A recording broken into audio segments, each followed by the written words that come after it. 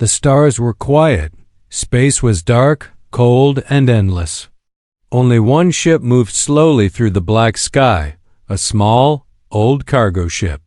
Inside it was a human named Alex Ward, an engineer and ex-soldier. He was alone. Alex had been drifting for weeks, searching for parts to fix his ship. His fuel was low. His food was running out. He was tired. But then a signal appeared. It was soft, almost broken. A weak beep beep on his screen. Distress signal detected. Unknown source. Alien language.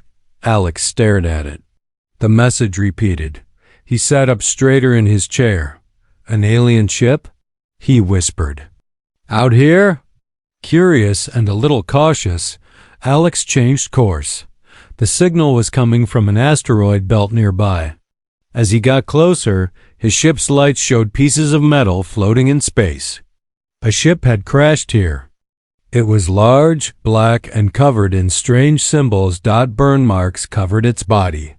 One side was torn open, as if something exploded inside. No sign of life, no response. Only silence. Alex put on his suit and entered the wreckage through a broken side hatch. Inside, the air was gone. The walls were cracked. Dead systems flickered with fading light. It was like walking through a grave. But Alex moved carefully. He checked each room. No movement. No sounds then. He heard something. A soft click. A weak thump. It came from behind a half-open door. Alex slowly pushed the door. Inside was a small storage room. Empty shelves. Broken containers. And in the corner, something moved. Alex stopped. He saw two small figures curled up on the floor, thin, shaking. Skin pale blue, big black eyes. They looked like children. Alien children. One of them looked up. Her eyes were wide, filled with fear. She held the other close, who wasn't moving much. She whispered, her voice dry and soft, "Help." "You?" Then she fainted. Alex ran forward. His scanner beeped wildly. Life signs, but very weak. No food, no water, no oxygen for days. How are they still alive? He muttered, lifting them carefully. This place should have killed them. He took them back to his ship and placed them gently in the med pod. His computer started scans. Their DNA was not in any known database. Their bodies were damaged, starving, dehydrated. Alex worked fast. He gave them basic nutrients and warm air. The med pod hummed as it worked. After hours, one of the twins finally opened her eyes again. Alex looked at her and smiled gently. "You're safe now," he said. She stared at him. Silent. Then strange things started happening. The lights in the ship flickered. Tools on the table moved by themselves. The door closed on its own. Alex froze. What the hell? The twin sat up. Her sister was still asleep beside her. She looked around and looked at Alex again. "Thank you," she said quietly. Alex stepped back. "You speak English?" She nodded. "Not your language, your thoughts. We hear them." Alex felt cold all of a sudden. Who are you?" She didn't answer that. Instead, she looked at her sister and placed a hand on her chest. A soft blue light flowed between them. Her sister started to breathe more easily. Alex watched in silence. It was like magic, but it felt old, ancient. He asked again, "What happened to your ship?" The girl looked away. "Bad ones. They came. We ran. They destroyed everything." Alex frowned. "And your family?" She didn't answer. Her lips trembled. She closed her eyes. Silence. Then, suddenly, the ship's lights shut down. A loud beep echoed. Systems locked. Oxygen levels dropped for 1 second, then came back. Alex checked the controls. "What the hell is going on?" he said. Then he saw something on his screen, a file. It had been transferred from the alien wreck to his ship. A strange code. The title read, Genetic Match Guardian Found. Alex stared at it. Guardian? Match? What does that mean? The twin girl was now standing behind him. She looked calm, but her eyes glowed faintly. We chose you, she said. You're the only one. Alex's heart pounded. Only one for what? The girl didn't answer, and somewhere, far away, something or someone was watching them. Alex woke up choking. His throat was dry. His lungs burned. The air felt wrong. He rolled off his bed and gasped, pulling his shirt away from his sweating chest. Red lights flashed on the control panels. The oxygen levels had dropped again. System error. Life support interrupted. He stumbled toward the main control screen. Before he could press anything, the system suddenly turned green again. The air cleaned. Everything returned to normal. No warning. No reason. And then he saw her. One of the alien twins awake, standing silently in the hallway. Watching him, her eyes were glowing again. Just like last night. Alex didn't know what to say. The girl looked calm. She didn't speak. She turned and walked away, back to the med-room. Alex followed her slowly. His hands were still shaking. What the hell is going on with this ship? He whispered to himself. In the med-room, the other twin had also woken up. She looked weaker, but her eyes were open. She stared at Alex like she knew him, like she had always known him. They were not ordinary children. That was now clear. Later, as Alex was making food in the small kitchen unit, something strange happened again. He placed a metal spoon on the table. When he turned back, it floated in the air, slowly spinning. He froze. Okay, no way, he whispered. He turned to see both twins sitting quietly near the wall. One of them was holding her hand out, just slightly, in the spoon's direction. Then she smiled. Alex dropped the bowl in shock. Nope, that's not normal, he said. Hours passed.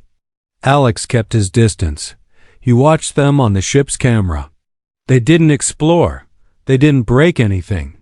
They mostly sat still, holding each other's hands, eyes sometimes glowing. They spoke to each other, but not with voices. Their mouths never moved, but Alex felt something. Like soft thoughts brushing his mind. Like whispers without sound. He wasn't sure if it was real, or if space was finally driving him mad. Then something new appeared on his screen. File he didn't open. It opened by itself. Alien symbols appeared, then translated into English. They are royal blood. You have been selected. Alex blinked. Selected for what? He whispered. That night, he finally sat down near the twins.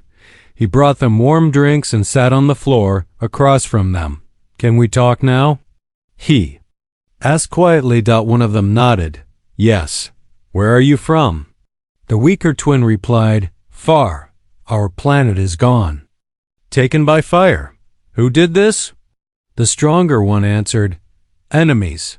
They want us, our power, our blood. Alex leaned forward. Why me? Why was I chosen? Silence. Then the stronger twin looked deep into his eyes. You were not just found. You were called. What does that mean? She stood up, walked closer, and placed a small glowing hand on his chest. Alex felt warmth, a soft hum. His heart slowed. His mind became quiet. You are a match. Your DNA, your mind, your spirit, you are compatible. Alex pulled back, confused. Compatible? For what? The lights in the room flickered again. The twin said, We needed a guardian, a soul not like others, a father who could protect and connect. Father? Alex said, standing up. No, wait, what do you mean, father?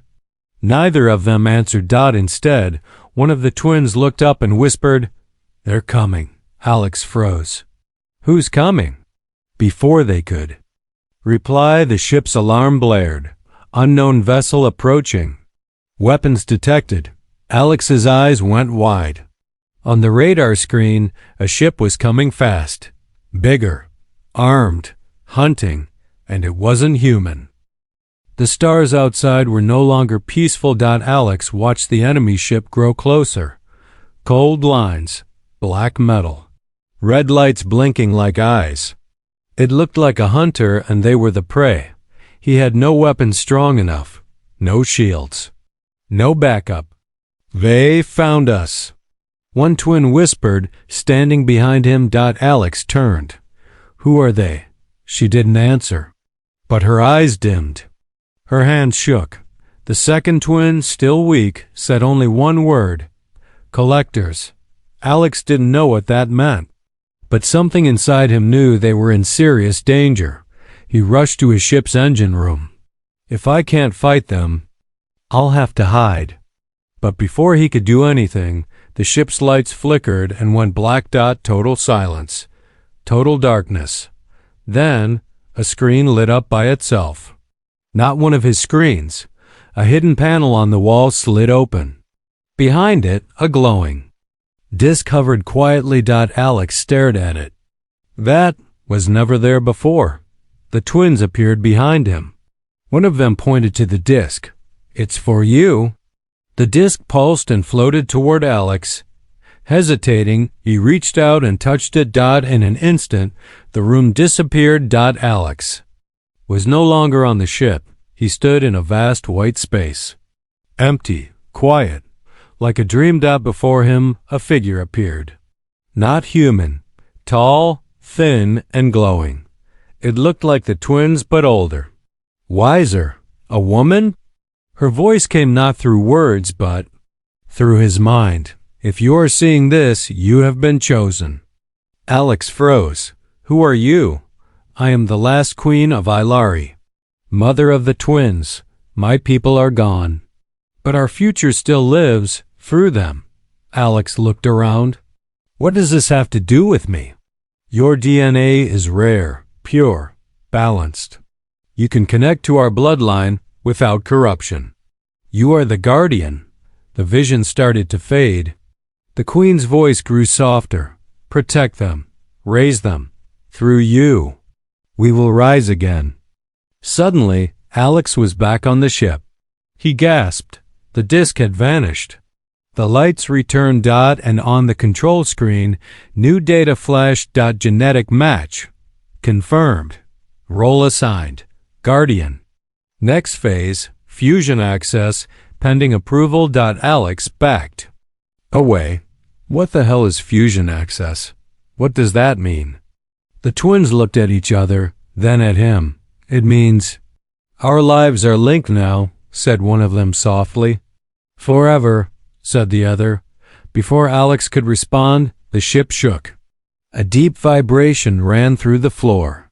The enemy vessel was now close enough to be seen with the naked eye, sharp, silent, deadly. Alex ran to the weapons control. We don't have enough firepower to survive this.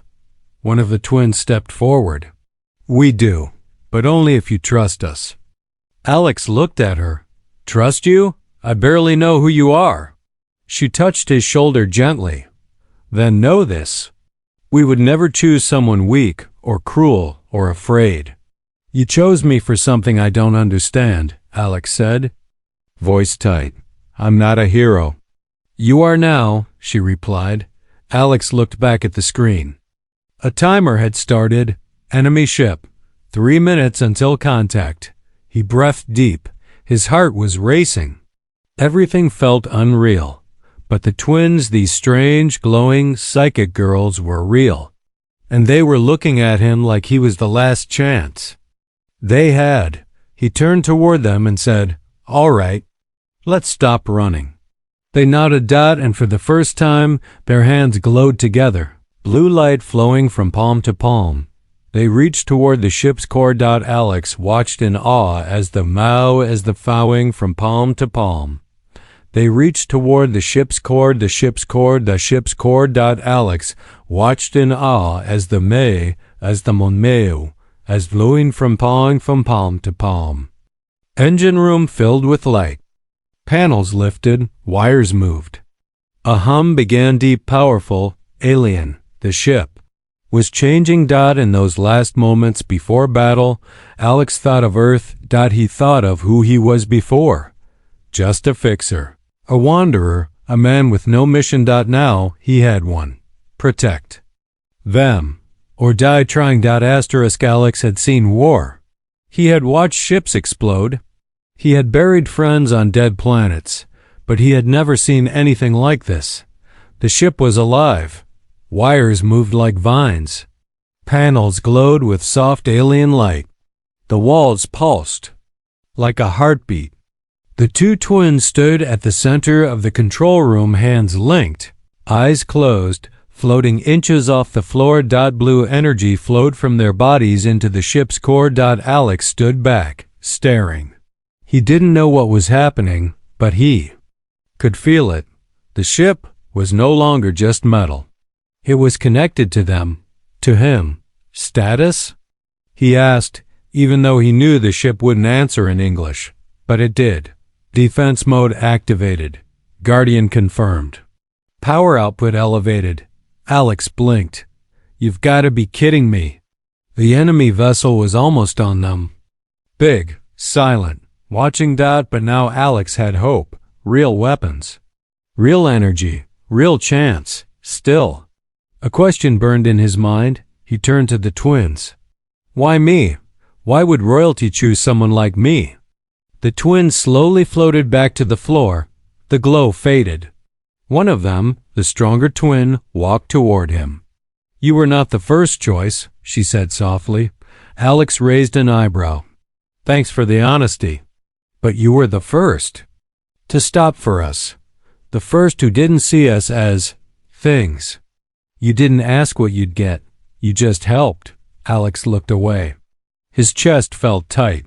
I've done a lot of wrong things. I'm no hero. The weaker twin stepped forward. Now, her voice was like a breeze. A hero isn't someone perfect. It's someone who stays when it's hard to stay. Silence followed. Then Alex asked what he had been avoiding since day one. Who are you really? The ship dimmed slightly. The walls became still. The twins looked at each other. Then the stronger one spoke. Our names are Lyra and Kian, daughters of Queen Sarai of the Alari Empire. We are the last of our kind. Alex's eyes widened. Last? You mean all gone? Kian nodded slowly. Our world was destroyed, not by war, not by nature, but by hunger. They wanted our gifts, our minds, our blood, so they took it. Alex clenched his fists. Who are they? We call them the collectors. They take what is rare, then they erase it. Lyra added softly, they are coming to erase us too. Alex walked to the window and stared at the enemy ship. It hovered like a predator. Waiting. Then he turned back to the twins. What does this guardian thing really mean? Kian stepped closer. It means you are now our protector, our connection, our future. Wait, your future? Lyra nodded. Alari do not grow the way humans do. Our next generation is born from chosen fusion. Fusion with what? Kian placed a hand on his chest again. With soul, with kindness, with purpose. Alex's voice cracked. You mean with me? Neither twin said yes. Neither said no, but the silence was enough. Suddenly, alarms rang again. Enemy boarding signal detected. Docking clamps engaged. Alex ran to the controls. The enemy was trying to force a connection. We're not ready to fight them, he said. Lyra looked calm. Then we don't fight alone. Kian raised her hand and the ship pulsed once more. There is still a piece of our mother inside this ship. Alex stared. Your mother is in this ship? Not her body, her will. The walls shifted again. A hidden chamber opened near the rear. Inside was a glowing sphere, soft silver, humming like a lullaby. Lyra whispered. She gave her last light to protect us. Now it's yours. Alex didn't know what to say. All he could do was reach out and place his hand on it. The ship shook. The lights turned white. And somewhere deep inside its heart, a queen's voice whispered once again, "Protect them, Guardian, or the stars will fall silent forever." The enemy did not knock. They clawed their way in. Metal screamed as docking clamps locked. The collector ship drilled into the side of Alex's vessel like a parasite feeding off a host. Alex stood in front of the sealed door, fists clenched, sweat on his brow. Behind him, the twins sat cross-legged on the floor, eyes closed, glowing faintly. They were trying to hold the shield, but it was breaking. "They're inside our walls now," Kian whispered. "And they won't stop. Not until we're gone." Alex checked the last working blaster he had. Old, rusty, half-charged. "Not much," he muttered, "but it'll do." Then the lights went red. Footsteps echoed through the hallway. Heavy, slow, inhuman. The hunt had begun. The first intruder appeared like smoke. Black armor, no face, long arms with sharp fingers. It didn't speak. It didn't pause. It moved straight toward the med-bay. Alex fired first. The blaster hit it in the chest twice. It didn't fall, but it looked at him now. Alex took a step back. Oh no. Suddenly the twins screamed together, not in fear, but in command. A wave of blue light rushed out from their bodies, passing through Alex, the walls, the pipes, everything. The enemy froze mid-step, twitching. Alex watched in shock as the creature trembled, then exploded into dust. What the hell was that? He gasped. Lyra stood now. Her eyes glowed like small stars. "We gave you a piece of our power. Just a taste." Alex looked at his hands. They shimmered faintly. He could feel it, like his blood had turned to lightning. "Okay," he said. "Now this is new." But the ship wasn't safe yet. More collectors crawled in, some through vents, others through walls. Alex moved through the halls like a shadow, using both blaster and raw instinct. Every time he got too close to death, a blue surge ran through his body and kept him going. "This isn't power," he whispered once. "This is life." In the engine room, two collectors were cutting cables, trying to kill the core. Alex arrived just in time. He didn't aim this time. He just ran. He tackled one, grabbed its face, and shouted as the strange blue energy inside him burned through his skin. The alien screamed and crumbled into ash. Alex stared at his hand.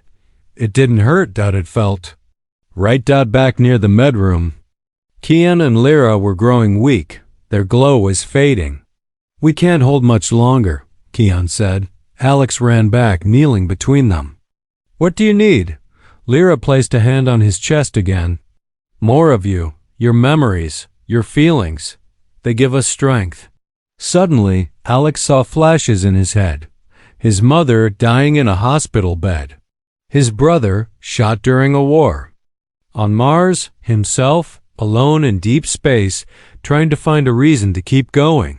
Tears ran down his face. "I'm not enough," he whispered. But Kian shook her head. "You are exactly enough." Suddenly, the ceiling cracked open. A collector bigger than the others dropped down. Twice as tall, red eyes, steel jaws. Some kind of commander. It raised its arm shaped like a blade and pointed at the twins. Alex stepped between them. He didn't raise his blaster this time. He raised his hand, and the ship answered. Panels moved. Lights burst. Energy exploded around him. A shield formed in the air, a glowing wave of blue shaped like wings. The collector attacked. Alex moved faster than he should have. He blocked the blade with one arm. His skin didn't break. Instead, the collector's blade shattered. One strike. One push. The alien was gone. The ship fell silent again. Alex stood there, glowing, heart racing. The twins looked up at him, weak but smiling. Now, Lyra said softly, you are becoming what we hoped. What's that? Alex asked. Keon smiled. Not just a guardian, a father. Asterisk. The message came from Earth. Like a voice from a forgotten dream. It cut through static, through distance, through war. Alex Ward, this is command. We received your distress beacon. We see alien life on your ship. Return immediately for collection and testing. This is not a request. Alex stared at the screen. The message looped again. Cold, empty. Official. Earth had finally heard him. And now, they wanted the twins. Behind him, Keon sat on the floor, her back against the wall. Blood blue lines glowed faintly on her arms. She was tired. The last battle had taken so much from her. Lyra stood by the window, watching the stars. Silent, still. Neither of them said anything. They had heard the message too. Alex slowly walked to the control panel and muted it. They think you're cargo, he said quietly, like samples in a box. Lyra turned. That's what they always think until it's too late. He sat down beside them. He had fought off the collectors, survived impossible odds, protected the last of a royal bloodline. But now, the enemy wasn't a monster. It was a choice. Earth was calling him home. But it wasn't home anymore. Not really. A soft sound broke the silence. A tiny recording from earlier. His mother's voice, stored in the ship's memory. Alex, I know you never wanted to be the one who stays behind, but sometimes the one who stays saves the rest. He closed his eyes. He hadn't played that message in years. Lyra touched his shoulder gently. Your mother was wise. Alex looked at her. She was the only one who believed I had a purpose. She was right. The twins now sat beside him, one on each side. Keon placed her hand over his. If you take us to Earth, they will use us. They will study us. They will fear us. If you run, they will hunt you. Either way, you lose something. Alex didn't answer for a while. Then, quietly, he said, they want me to trade your lives for my old one. He stood up. But I'm not that man anymore. He walked to the command deck, entered the new coordinates, somewhere uncharted, somewhere hidden, a planet the twins had once shown him in a vision. You're not going to Earth, he said. You're going home. Suddenly red lights. Another message came through. Earth command again, louder this time. Alex Ward, your ship has been locked for remote override. Stand down or be disabled. He smiled to himself. Nice try. The Ilari ship responded faster than Earth expected. It blocked the override, disabled their signal, shut down all outside contact. It was no longer a human ship. It was his. Back in the med bay, Keon was coughing again. Her body was too weak. Lyra looked at Alex with fear in her voice for the first time. She needs help, not just rest. She needs the next step. Alex knew what that meant now. Fusion, a sharing of energy, a crossing of life threads. It wasn't what he had imagined. It wasn't about science or power. It was a bond, a choice, a promise. He knelt beside Keon, took her hand. I'm ready. Lyra placed both hands on his shoulders, her voice soft but firm. Then we begin. Blue light filled the room, warm, calm, silent. Alex didn't float. He didn't glow like before. Instead, he felt Keon's pain, her fear, her loneliness. He shared his memories, his failures, his regrets, his hopes. And in that moment, something changed. They weren't just three lives on one ship anymore. They were a family. When it was over, Keon opened her eyes, bright, clear. She smiled at Alex. Thank you, Father. Alex tried to speak, but the words caught in his throat. Lyra helped him stand. You gave her a part of your soul. Did I lose it? He asked. She shook her head. No, you made it bigger. Behind them, the stars shifted. The ship moved toward the hidden planet, toward a future that didn't exist yesterday. Alex stood at the front, watching the stars. He had no flag, no orders, no backup. Only two strange daughters, and a mission bigger than anything Earth could ever imagine. The planet had no name, no cities, no lights, no scars. Just silence. And sky. It was the kind of place where stories begin again. And that's exactly why Alex brought them here. He stood at the top of a quiet cliff, wind brushing through his hair, looking down at the green valley below. The sun here was gold, not yellow. The sky shimmered with 3 moons. Behind him, the twins were laughing, for the first time. Not in fear, not in warning, just laughing. They had been on the surface for 6 days. Each night, they built something. A small home from the ship's wreckage, a garden from their dreams, a life from the ashes of the old world. Alex fixed the shelter walls while Keon painted symbols across the doors, Alari words for peace, memory, and beginning. Lyra spent hours speaking with the wind, listening for other voices in the stars. One day, she told Alex, others may come. Lost ones, like us. Will we take them in? He asked. She smiled. Only if they're kind. The twins had grown stronger, not in size but in spirit. Their powers were calmer now, controlled. Alex, too, had changed. He didn't feel like a soldier anymore, or an engineer, or a wanderer. He felt like a root, something steady, something holding up a future. On the 7th morning, the ship's final system came back online, a seed maker. It had stored samples from 100 worlds. Alex placed it in the soil near the cliff edge. The twins stood beside him. Together, they activated it. It hummed, blinked, and began to grow. First a tree, then a field. Within minutes, the dead land became green. Alex stepped back, eyes wide. It's beautiful. Keon took his hand. It's ours. That night, under the triple moonlight, they lit a fire. Not for warmth, for tradition. In our world, Lyra said, we used to sing stories, not write them. Alex nodded. What story are we telling tonight? Keon smiled. Yours. She stood up, arms out, voice soft but clear. He came from the stars with sorrow in his bones, a man without a world, but a heart not made of stone. He found 2 fading lights where most would only run, and in choosing to protect them, he became more than just one. Alex looked into the flames. He didn't speak. He didn't need to. He finally felt full, not with glory, not with power, but with purpose. Later that night, the twins rested. The fire dimmed. The wind grew still. Alex sat alone, staring at the stars.